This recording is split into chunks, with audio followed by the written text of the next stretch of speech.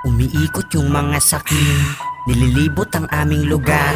Pinapasok kahit madilim, malabas lang gustong ibulgar. Nagkalasan yung mga pating, ang mahuli lagas ang pundar. Mga tata na matatalim, madaanan lang kaso'y sugal. Oh, paano ba't paano na rin, kung wala na may sasagarin. Masakotek at isa na rin ang itatabi mong mga hinanaing. Laso ng malalaking taong nagiging sakim. Nakapag-usapan natin na yung salapi namin na pinaghirapan at minsan ang tinabi. Nagalaw na lang na dahil sa nangyari kagabi, na pinagpanggap nilang isang bulag pipit bingi. Bakit ang pangalan ko ay bigla nag-iba? Dahil sa mga tao na di mag-iba. Kahit may bunganga wag na daw magsalita, mga narinig labas na daw sa kabila. Bakit pag ganun na lang kung alipustahin? Kapag nanggigigil libre lamang kagatin.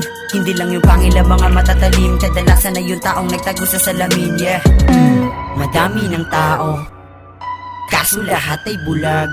Takot sa masamang epekto, konektadong hindi maluwag.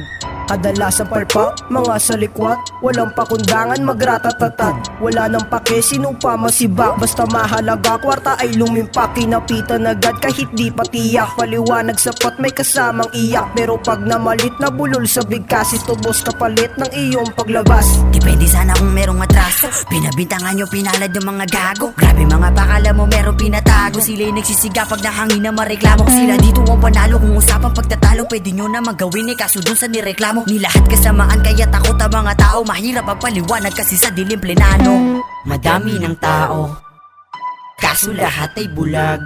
Takot sa masamang epekto, konektadong hindi maluwag.